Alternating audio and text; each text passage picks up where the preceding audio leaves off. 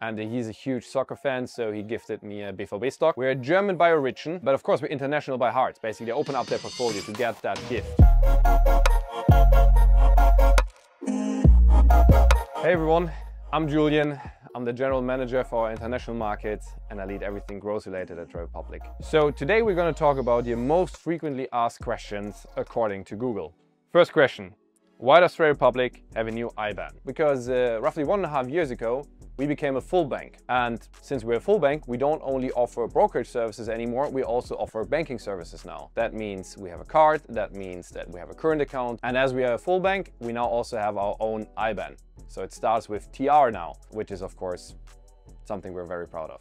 Next question: TradeRepublic card travel costs. We have a mirror card, we also have different cards, but all of them basically have the same service and the same features. The TradeRepublic card is pretty cool for traveling for two reasons.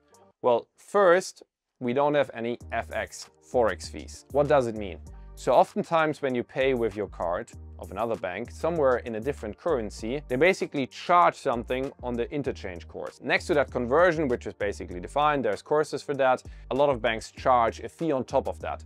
And we don't do that. We pass through the Forex courses that we get from Visa directly to the customer. Well, and the second thing is that we have free ATM withdrawals internationally as well as in Germany. That means that when you withdraw money at an ATM, we'll never charge you for that if it's more than 100 euros. If you would withdraw below that, it's a €1 fee, because we always have costs when you withdraw and we want it to be a fair use policy. There might be fees from any random ATM provider that you have in that country, but we have no influence on that. Did you travel with it? I did travel with it. So actually was invited to a wedding in India from a colleague of ours, and that's when I used the card a lot. And then I've also been to Africa 4 weeks ago, and I paid everything with the TradeRepublic card. Next one: TradeRepublic high interest rate. That's an easy one. So why are we doing this? Well, the first thing is our mission is to democratize wealth, and we believe that if we are the bank that is having the fairest offering and gives you all the interest on your money, that we're able to accumulate more assets with you, and that eventually, of course, over some time, maybe in a lower interest rate environment, you're going to invest some of those assets in the capital markets. The second thing is we're giving millions and millions and many millions of euros out to our customers. But we believe that that fair offering is being understood by our customers, and especially because it's not a promotional offering, it's not only for new customers, it's for everyone, that our customers value that transparency and clarity in the offering. What about you? What did you do with your interest rate so far? I'm actually not such a big interest user. Most of my money directly goes into the capital market. So for me, it's not a huge use case, but I have a lot of other friends that feel less confident about the capital market. So what they did, and I think it's brilliant, is they put a lot of cash on their TradeRepublic account. They activated interest, and what they're now doing is, with the interest that they're getting, they're financing their savings plan. And I think that's a pretty nice use case. Is TradeRepublic German? We're German by origin. We went live in 2019 in Germany, but we're actually funded 2015, so 10 years ago. But of course, we're international by heart. So by now we're live in 17 countries. German being launched 6 years ago, then Austria was the next one 4.5 years ago, and then came France, Italy, Spain, Netherlands, and then 11 more after that.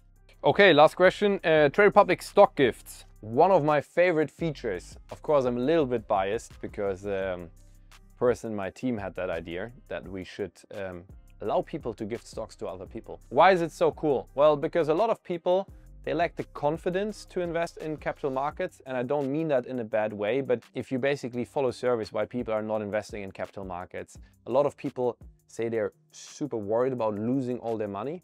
They wouldn't know where to start. And that's something that with stock gifting you can take off their shoulders, because you are basically paying the first stock that they're getting, number one. And number two, you are already making the decision for them what they're investing into. It's something that I think is worth so much. And we see now that when you gift stocks to someone else, oftentimes it's the first thing they get. It's basically they open up their portfolio to get that gift, and that they start investing afterwards. Did you make gifts?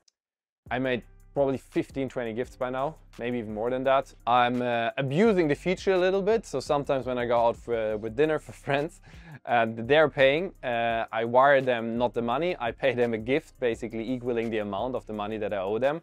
Because I think it's nice that maybe in 2 years from now it's worth more than I owed them. Of course, there's also the risk that it's worth less, but it's something personal. It's also more personal than cash. Cash is like interchangeable. And what's the favorite stock gift you've received? one you're still holding, or do you sell them? No, I hold. Some of them I sell because they're not the right ones for me, but others I hold. My favorite one, probably from Christian, our CEO, and he's a huge soccer fan, so he gifted me a BVB stock. That's one that I still hold. Thanks again for watching. Let me know if you have other questions. Write them below in the comments. We collect them and maybe we do another FAQ.